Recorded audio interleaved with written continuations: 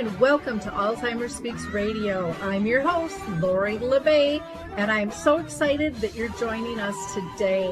We are going to have a fascinating conversation as usual as we learn from people all around the world at all ages and stages of life. Stay tuned as we shift our dementia care from crisis to comfort. Here we go. What you think about, you will bring about the mental change. We will. Well, hi, everyone, and welcome to Alzheimer Speaks. I'm thrilled you're going to join us today. We are going to be celebrating 25 years of supporting families and caregivers through the Normandale Center for Healing and Wholeness. We're going to hear their story today, and I'm really excited to be able to bring this to you. They're just doing great work here in the Twin Cities in Minnesota. We're not only going to hear from their executive director, but we are going to hear from their caregiver specialist and a care partner, and then two people living with dementia as well, and how their program has really assisted them. But before I introduce you to all of our guests today, I like to do a couple of shout outs. And one is to the organization called Twiddle. And if you haven't heard of them, they make really cool sensory aids that help people, especially during sundowning, how it can reduce the stress, not for just those living with dementia, but also their care partners. They also make a clothing piece called Adaptive Wrap, where sometimes things can get real combative when we're trying to put something over the head, and this alleviates all of that. So go to their website, which is the number 4 and then twiddlesplural.com. I also want to shout out to Lorenzo's House because they are doing their annual Youth Summit, which is going to be held June 14th and 15th. It's free, so go to lorenzoshouse.org for more information. And of course, I always do a couple of support groups every month. One is virtual, the other is in person here in Shoreview. If you're interested in either of those, please reach out to me. And then two last things. I always encourage people to go visit Dementia Map, our global resource directory, and you are invited to participate in that. We are not going to be asked for any personal information unless, of course, you want to participate in being a resource, and we need to have some information from you to be able to connect you to others in need. And then also Alzheimer Speaks. If you go to my main website, you will also find a bunch of free educational resources there. So with no further ado, let's go ahead and introduce you to our panel today. Well, I am so excited to have this conversation. It seems like we talked ages ago about getting this set up, and the time has arrived. I am really excited about this show because this organization is really right in my backyard, and yet there's a lot I didn't know about it. So I know there's a lot that my listeners don't know either that we want to share. So I'm going to go to Jennifer first and just have everybody introduce themselves. And Jennifer, if you don't mind kicking us off, mentioning your company name and then a little bit about yourself. Sure. Thank you, Lori. Thanks for having us.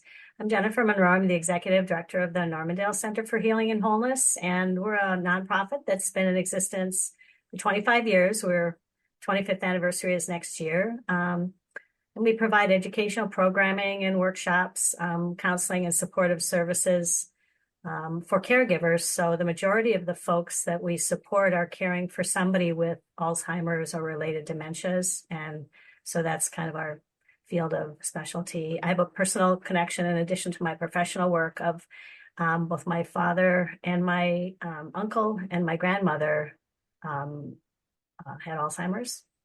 I lost my dad 7 years ago. Becky, how about you? Sure. My name is Becky Zinn-Caulfield. I'm a social worker and caregiver specialist here at the Normandale Center. I've been here just a couple of years, but have been a social worker for many years and have really enjoyed working with the geriatric population. And I do have a personal connection as well of both my grandmothers an uncle, and now my mom has been diagnosed with mild cognitive impairment. Okay, thanks for sharing that. And Lee, how about you? Do you want to introduce yourself? Well, I'm a longtime member of Normandale and just feel so blessed to be here at the center. They certainly are meeting my needs. I was diagnosed with Parkinson's.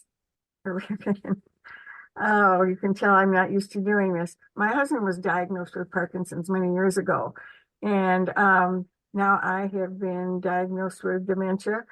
It's sometimes it's very evident, as was just the case, and sometimes it isn't. I never quite know, but I'm learning so much what's available. I don't feel alone. I feel like much support. I can't say enough good about the Normandale Center, and I'm very grateful for it and for the people here. Great, thank you. And Ken and Mary Margaret. Ken, do you want to go first and introduce yourself? Sure, I'm Ken Lehmann.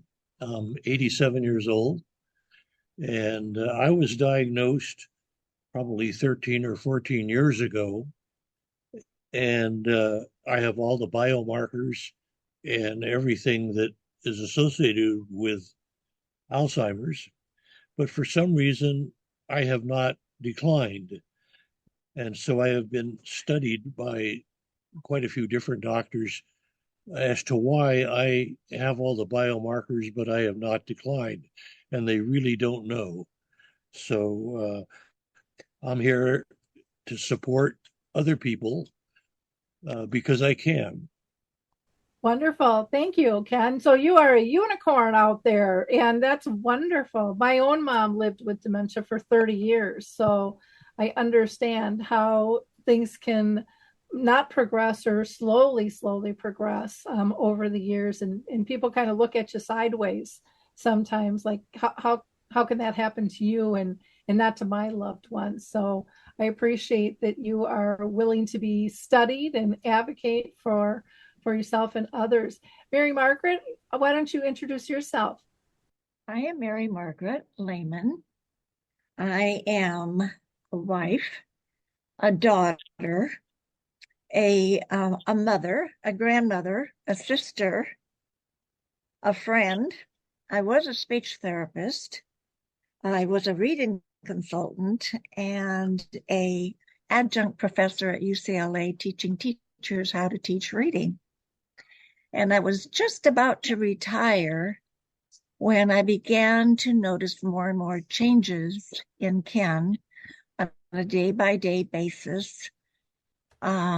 He was having difficulty at work learning a new computer program. We were having some difficulty with our financial situation. And as a result, we started seeing doctors.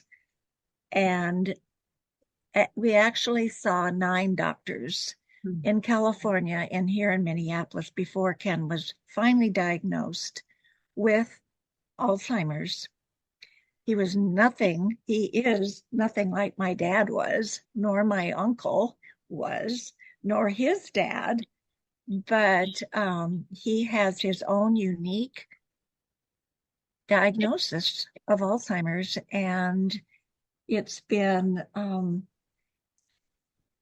amazing, truly amazing to walk beside him and see him make a difference in others' lives as a result. Wonderful. Thank you. It's so nice to get people together that have these variety of stories and what they're doing, with that information and how each of you has been touched. So I really appreciate you coming in as a panel to have this discussion. Jennifer, I'm going to go to you first. Do you want to share a little bit about the Normandale Center for Healing and Wholeness, and how did it get started, and how are you serving people with dementia? Sure, I'd be happy to. We were started through a coalition of a number of large organizations in the Twin Cities, including Fairview Health Services, Lutheran Brotherhood, and Lutheran Social Services. but spearheaded through Normandale Lutheran Church. And again, as I mentioned, it's about 24 years ago that this all happened. And we started as a ministry to support people in the community and then incorporated as a nonprofit in 2000.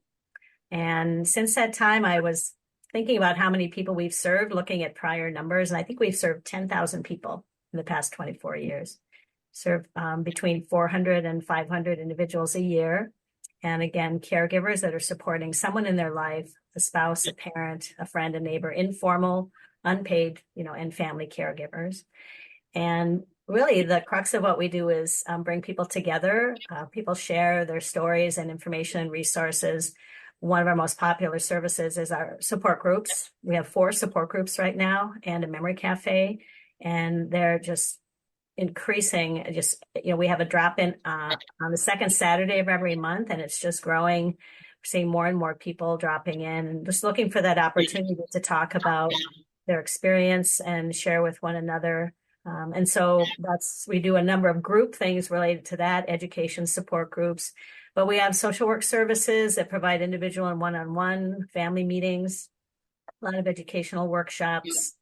We also offer respite, which is, we started offering programming early on and people were having difficulty attending because they were, caregiving as a 24-hour job.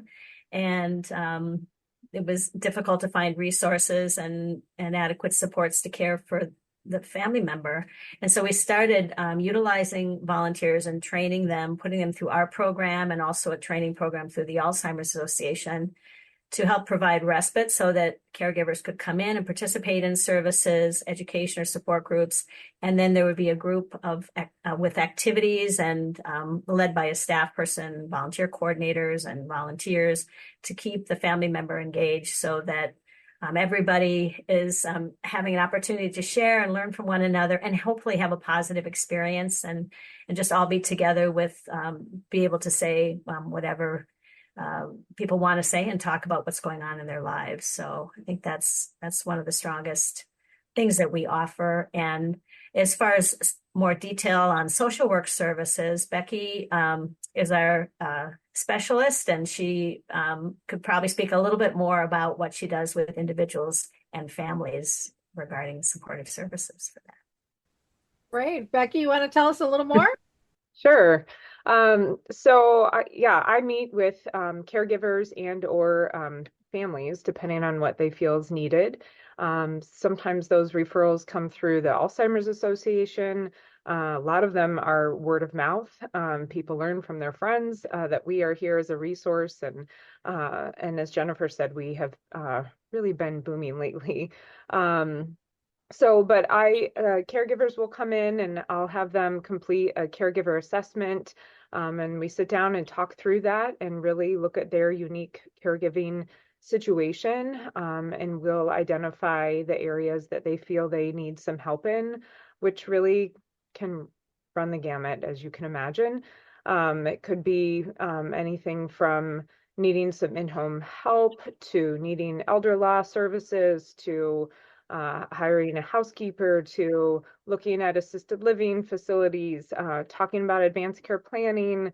It really is all over the place. So we work through their individual situation and set them up with resources and then provide continuous follow-up as needed.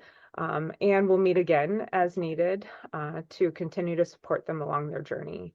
So and then I oversee the support groups too. As Jennifer said, we have, we're starting a second support group on our second Saturdays because we have overgrown our group. So I'm glad people are learning about us and coming out and getting the support that they need. And then also started the Memory Cafe in December of last year. And that has been going really well, and people have been contacting me wanting to attend. It's been great to see that happen. So, well, that's fantastic. As far as your support groups, are they mostly couples or individuals or adult children with parents, or is it a bit of everybody? Yeah, great question. We aren't splitting the groups by couple or spousal caregivers, etc. At this point in time. So it's all of the above. We have a large majority are spouse, and then probably adult children would be the next category. There are even some sibling caregivers that come. So yeah, and so many will come, of course, on their own. There are, so, perhaps a parent caregiver or spousal caregiver where the adult children come with them. And then, as Jennifer said too, we have the respite so that otherwise some people wouldn't be able to attend at all. So Yeah, that's how I do my groups too. I don't break them apart because I think there's more overlap than not with them. sure. It's good to see everybody's situation because we can still learn from one another. Absolutely. And we have 2 virtual support groups. Those, based on the timings, I would say a fair amount of those are maybe more adult children just because of the timing, and perhaps they can't come as easily on a weekend, whereas the spousal caregivers are perhaps more available to come on the weekend. Okay. One thing I would say about the center that makes us unique as well is we all of our revenue comes from grants and contributions. Individuals we ask people who, do want to contribute are certainly welcome, but there's no charge for anything that we offer. So primarily our goal is to provide supportive services for those who may not have somewhere else to go to participate in a support group or attend an evidence-based or educational class. And so that's unique as well. So we don't turn anybody away for inability to contribute or anything to any of our services. So. And that's so critical in this day and age. People are really struggling financially, and the last thing you want is to have that burden of, where's your cash, before you can learn or get connected and supported. I just think that is a critical piece. So thank you for structuring, all of your support services in that manner. Mm-hmm. Ken, I want to go to you next, if that's okay. I want to know, during COVID, when we were all kind of stuck in our houses and really weren't able to communicate, how critical was it for you to still be able to connect in some fashion? You've talked a lot about caregivers, but no one has talked about giving service to the person that has Alzheimer's. And I think that is really needed. After COVID, there were many programs, or I should say before COVID, there were many programs for the person who has Alzheimer's and their loved one, whoever. And we would go to the Arts Center and do things. We had the Northern Clay Center come and do things. We had a drum contest, all these different things that were geared for the person with Alzheimer's. And I think one of the regrets is that we're just getting put in a closet. Those people that are really need some other type of activity, sitting around doing nothing doesn't really help the brain in any way whatsoever. So I would like to see some support groups for just the person with Alzheimer's. I agree. I think that's a huge need out there. And for me and my situation, I'll just put in my 2 cents with that is, my mom lived with dementia for 30 years, and I kind of stepped into this world as a disgruntled care partner to my mother and daughter, going, where are all the services, products, and tools, not just for us, but for especially people with dementia, and why isn't their voice being heard? Mm-hmm. And so that's one of the things I love about this show, is because people with dementia are more than welcome to join us on this show. We do open mic once a month. Anybody can call in. And then we also have dementia chats, where I interview people on a monthly basis, and that's totally virtual. And the panel of people living with dementia, they decide the topic. I just record it and push it out, because I think the value in their voice and insights is absolutely critical. We also have just started a art program Dementia in the Art, not where we teach art, but where we highlight people's art that are living with dementia. And so those are available, and anybody can duplicate any of those things as well, because none of us can cover the need for the number of people. This is a global situation, and we need as many of us to work together. So thank you for bringing that point up. I think it's extremely important.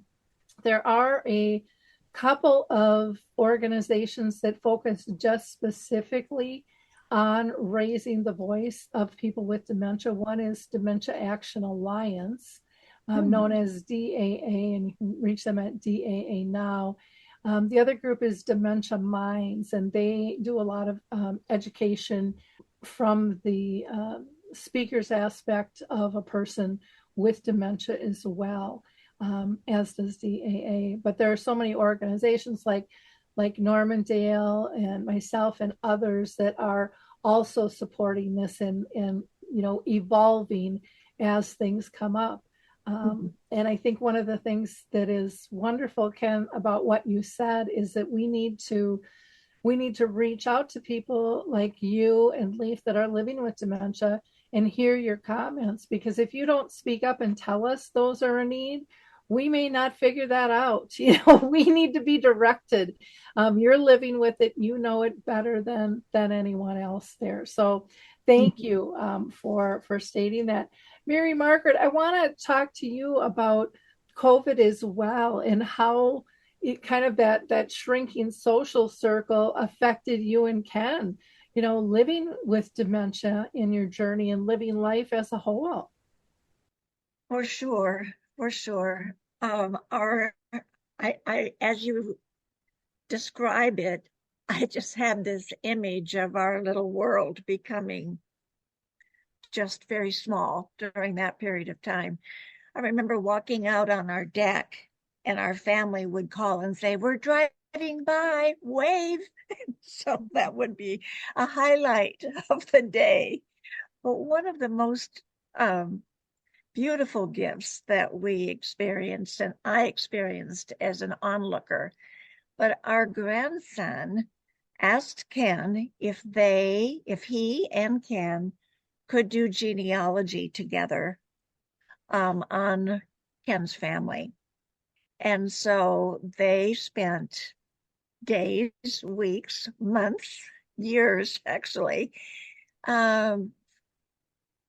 researching all of the relatives that had come here. And what a gift it has been for our grandson, particularly because he now has a very, very strong idea of who he is.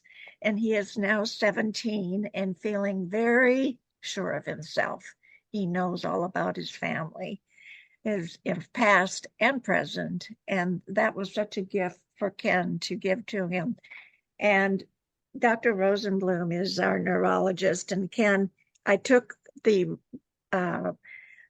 writings that Ken did during that time to Dr. Rosenblum and showed them. And he also drew pictures and maps of where he lived as a child and where the farm was and what was on the farm and so forth. And so there was a visual attached to it as well. So our grandson really made a difference for us, for Ken particularly, for me, because my heart was full watching them do this together.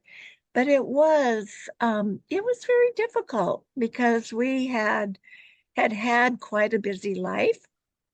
And I don't know that since then it has really returned to the many activities that we had. And Becky, was it about 6 months ago or so, I just began to really miss that connection. And I stopped by Normandale, and I just felt as though I were home. And I hadn't met Becky before, but I was immediately welcomed and felt at home and seen as well, because so many of us who were not allowed to go out into the world, because not only because of Alzheimer's, but because of other circumstances revolving around the pandemic. It was like coming home. I never told you that, Becky, but it was such a gift. And I've since re-upped my involvement at Normandale, and I was one of the 50 in a wonderful support group meeting a few Saturdays ago. And it's home. It's home where you can be yourself, and it's a gift.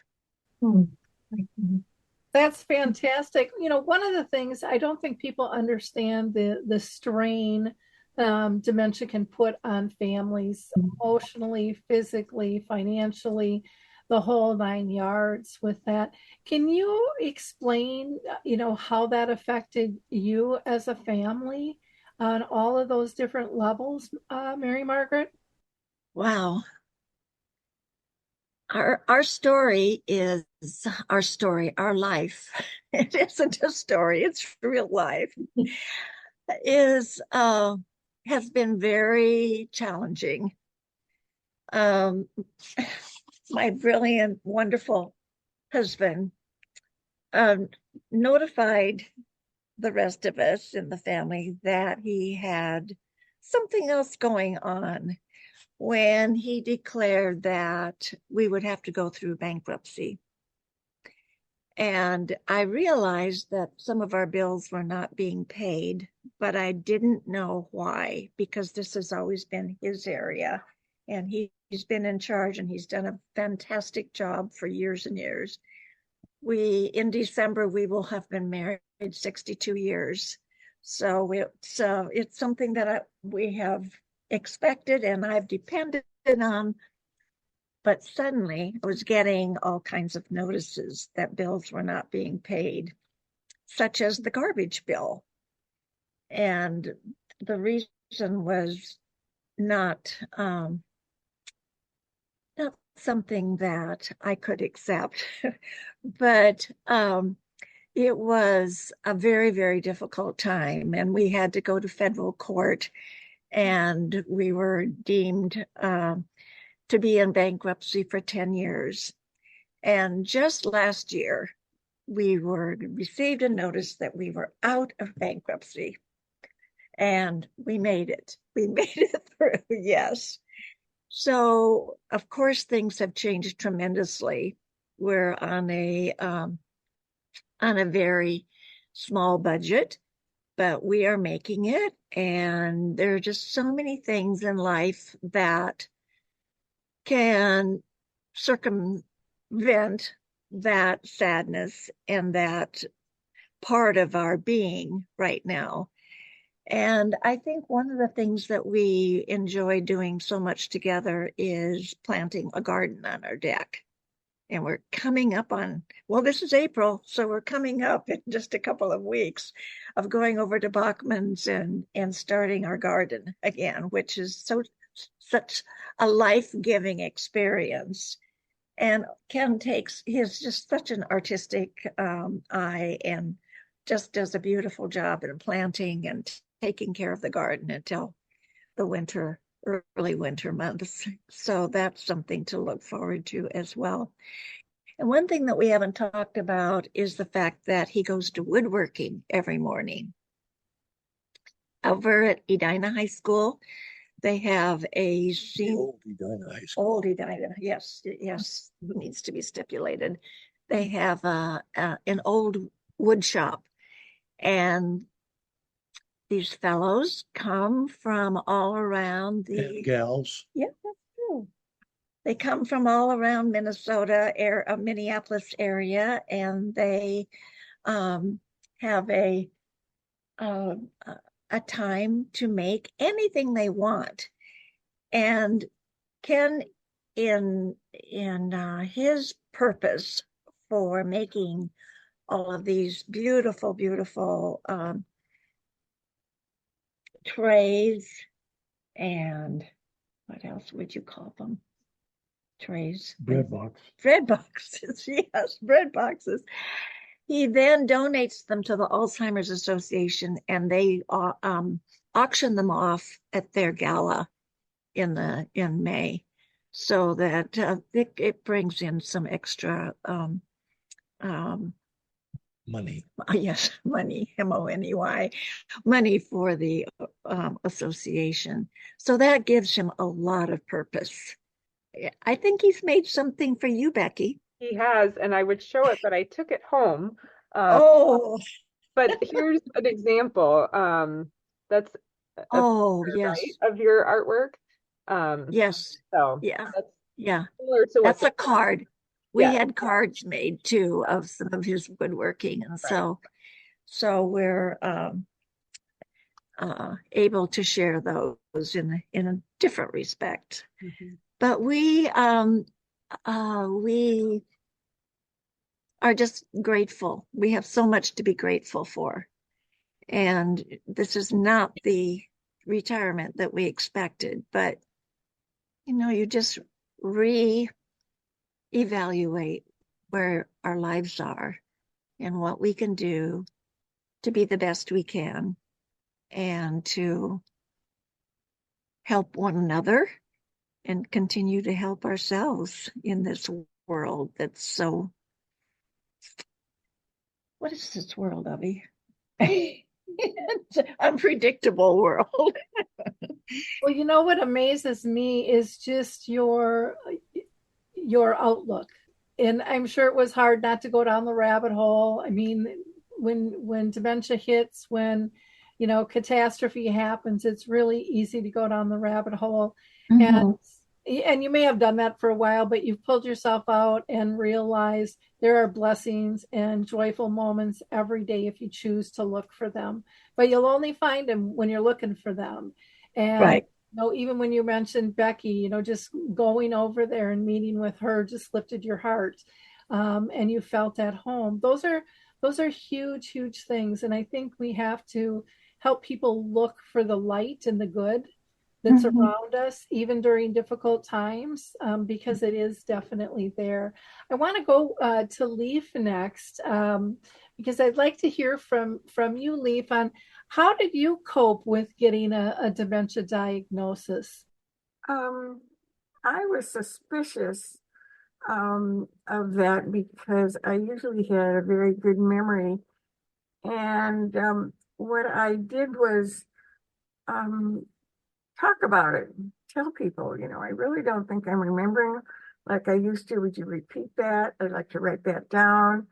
Um, I just felt it was better to admit it, acknowledge it, at the same time being grateful for the memory I've had and memories I will still make.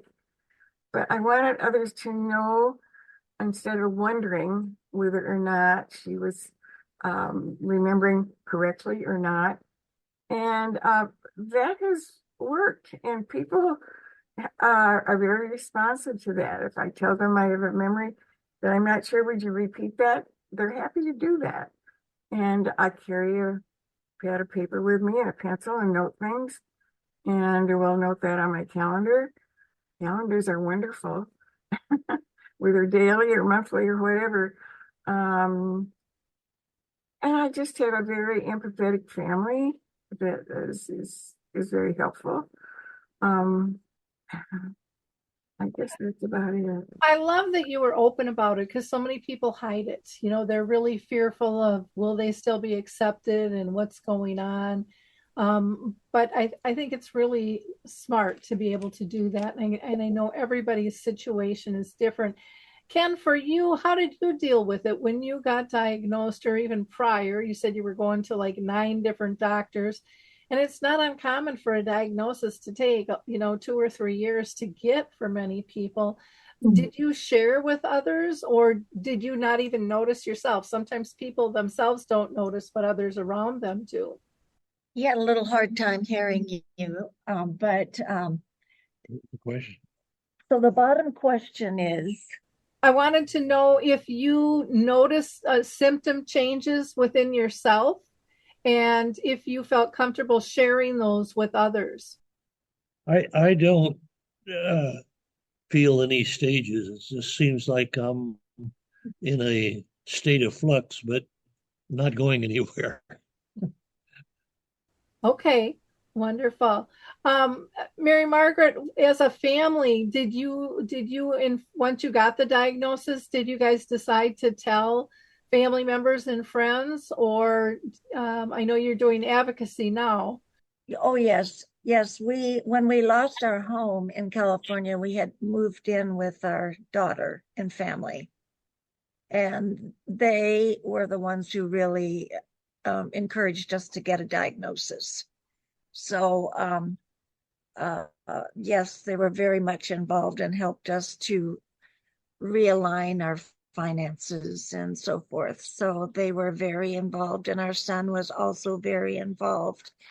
And everybody knows it's just no secret. I just don't like not telling people because this is our world now. And there are definitely those who would prefer not to be too close. It might be contagious, but it's just a matter of we are who we are, and we do the best we can, and we just maneuver through life and just find our path that makes us feel whole and welcome when the opportunity is there. I don't hold back at all. In fact, I have on a purple sweater today, and I often wear purple, and I often get comments on the fact that I'm wearing purple, and I'll say, "Oh, it's the Alzheimer's color," and they'll say, "Oh," and I always hear a story about someone in their family who has Alzheimer's. So it just opens the door and just makes it's just part of life. It's just for many of us. And so it's nothing to be ashamed of.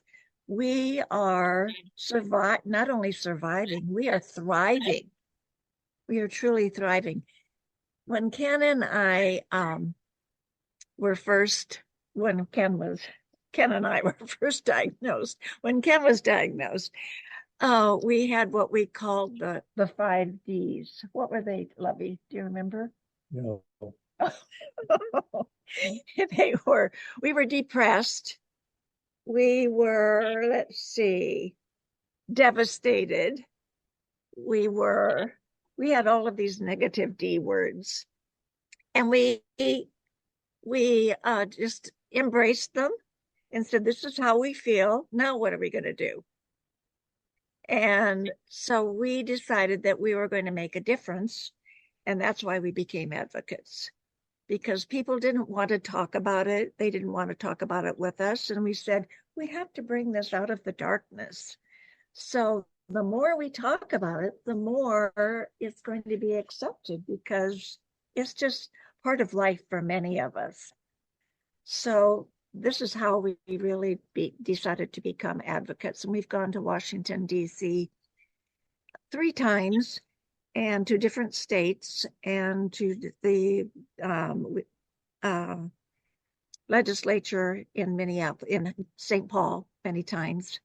And we're just doing the best we can for all of us who are living with Alzheimer's, because it's not going to go away yet.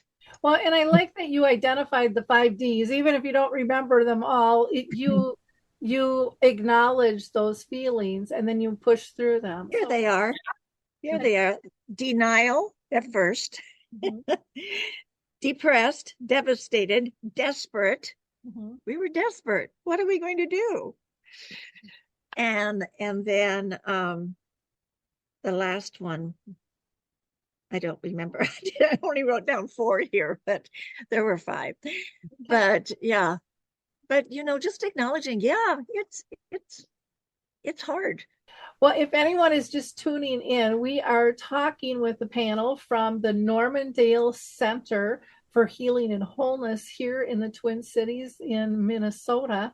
And you can find out more by visiting their site at normandale.center.org, or you can always email them at info@normandale.center.org. And again, you can always call them as well, 952-929-1698. They are also on Facebook and LinkedIn as well. I am going to just give a shout out to QBlocks really quick. They are a webmaster that is phenomenal. And then we'll be right back.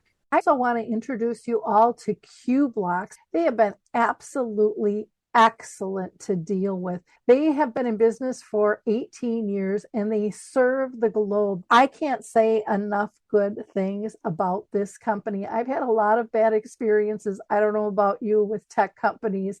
They have made a very complicated process very easy. And their staff is so kind, so polite, so respectful to work with.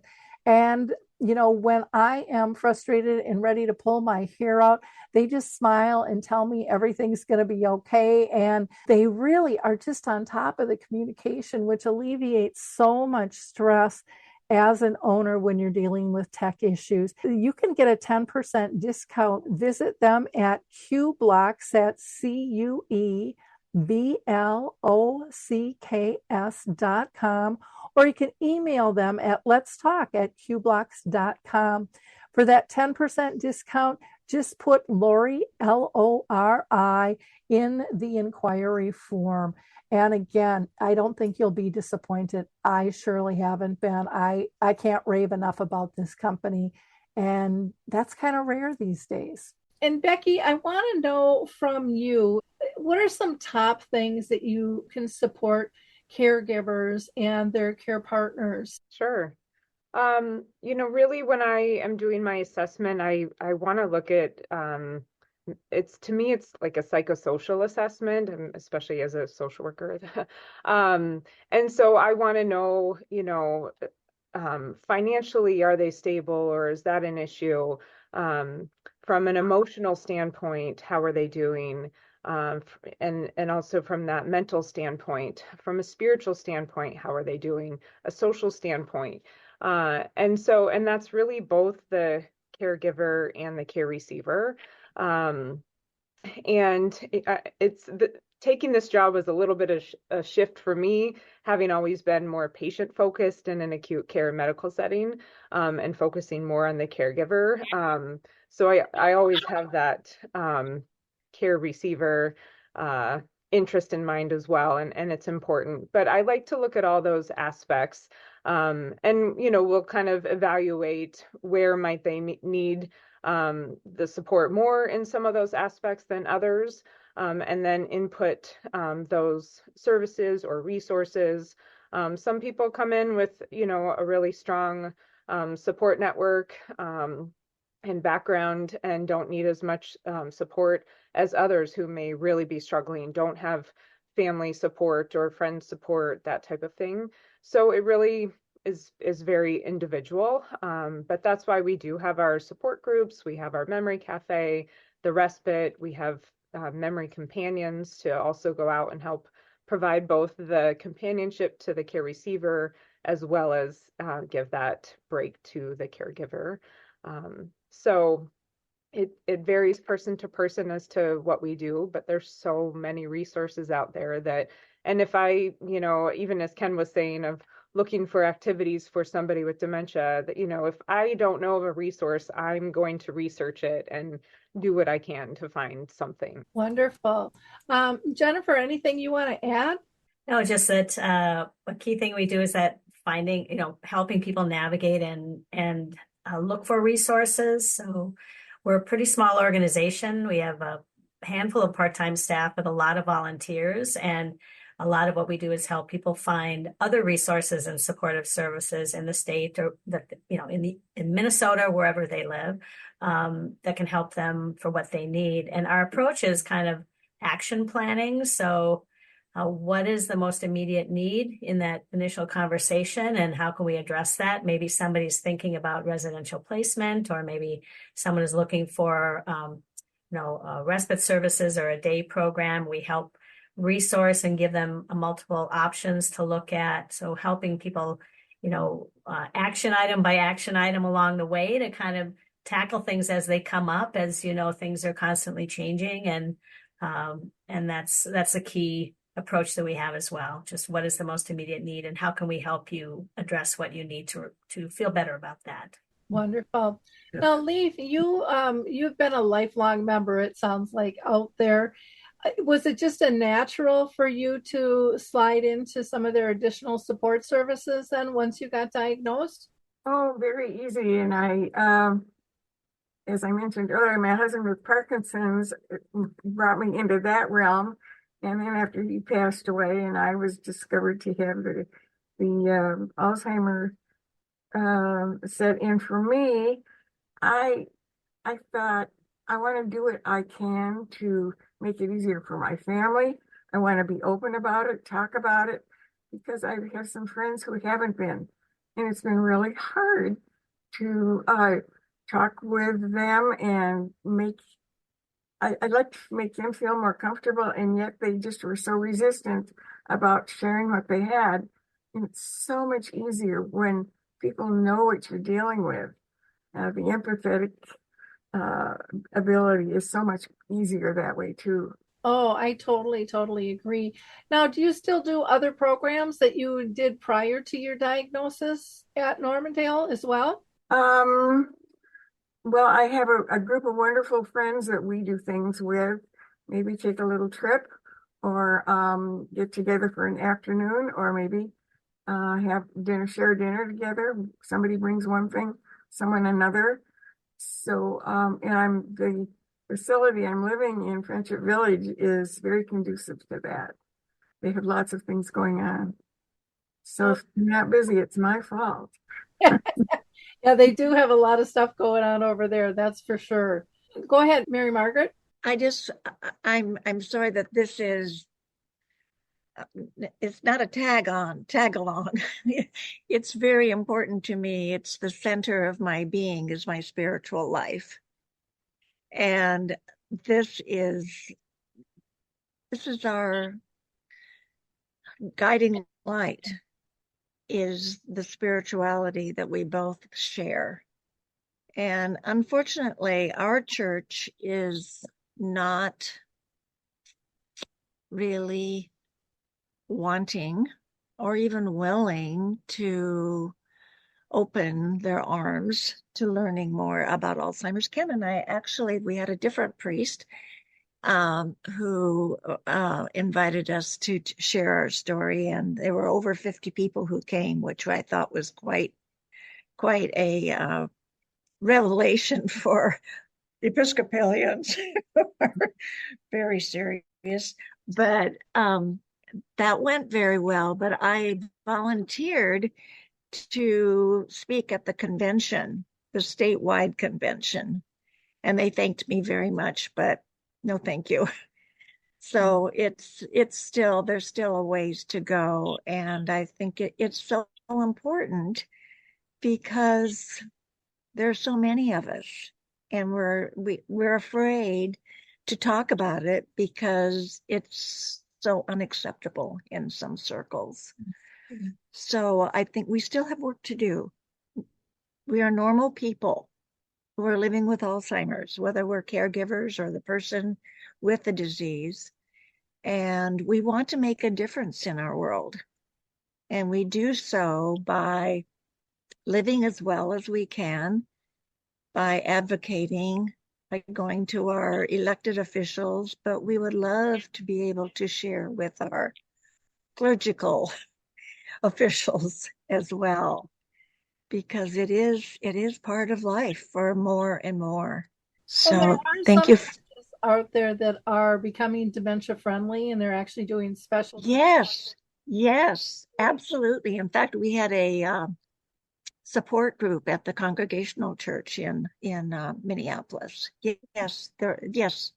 Yeah. Maybe I'm just talking about one denomination. I'm not sure. It really varies. I know in Roseville Lutheran tried really hard, but they couldn't get people to come. But again, you have to really let people know and almost do I think a kickoff program about dementia and just everything that you're doing, for that. Mm-hmm. So a lot of times it's again shifting that stigma and bringing it into the norm that, granted, dementia is not normal aging, but it is the norm for many families nowadays Yes. that they're Yes. dealing with.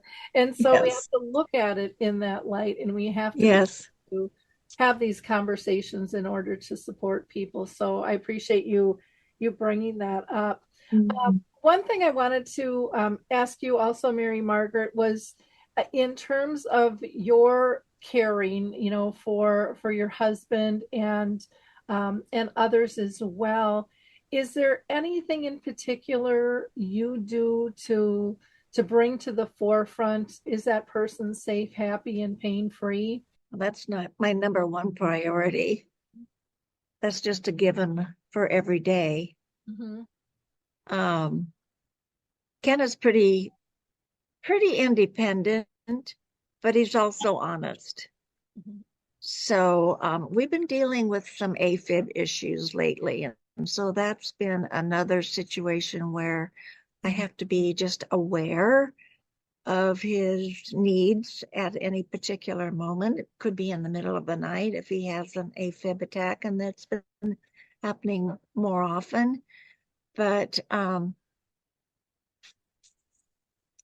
I feel comfortable in our relationship and in our communication, and I feel that we're pretty honest with one another, even though he's Danish. He can't. He can't. What? Yeah. Half Danish. That's true. Oh dear, I'm Scandinavian too, so what can I say? But I think I've surpassed most of my inhibitions as a Swedish Norwegian. And is there anything that you would like to say to, care partners out there in terms of how you want to be treated, how you'd like to see things change? Well, how would we change things for other care partners, or how can things? I think it's important. I hope that as care partners, oh gosh, if we could only have every care partner take our class, Becky. What is it? Powerful tools. Powerful tools. I've taken it 3 times.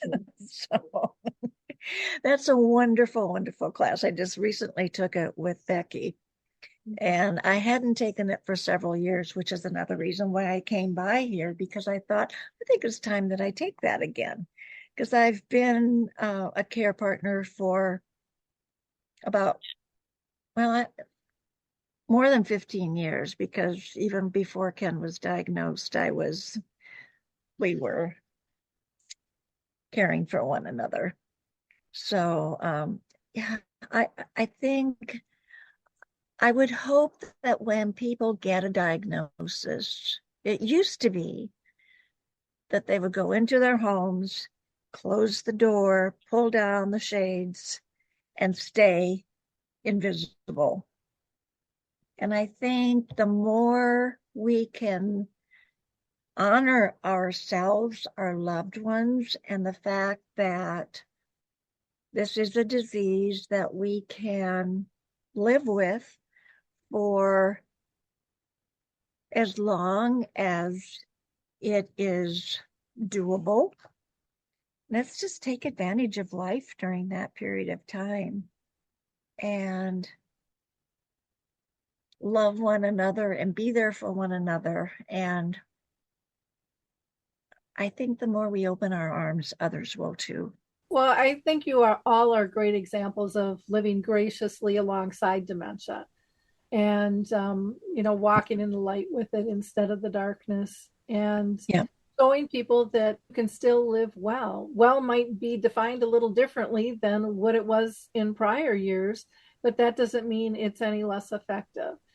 Jennifer, anything that you want to wrap up with that we haven't covered at all?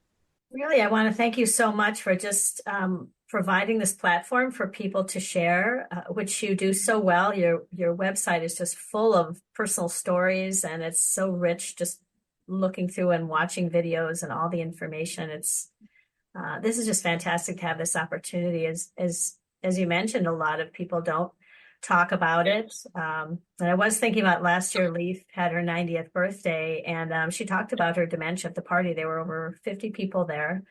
And, the bravery of folks who are willing to talk about their experience as a caregiver or someone who does have some memory loss, and just put it out there. As you said, Mary Margaret, it impacts so many people's lives, and to not talk about it is doing a disservice to others who are going through it and thinking they're alone and not sure what to do. So I just want to thank everybody for that, and Lori for giving us this opportunity to talk a little bit more today. Thank you. Well, and for Leaf and Ken, I mean, you're changing the stigma of what dementia looks like, by being on the show, by sharing your story with friends and family and strangers, because we've been fed a negative stigma for many, many years. There's still a lot of people out there that think dementia is end stage, can't talk, you're in a wheelchair, you're drooling, you're in a nursing home, and it's dark, dingy, and gloomy. And that is not the scenario for the majority of people living with dementia right now. There's a lot of life to be had, and we never know, as Ken is a perfect example of, how it's going to progress.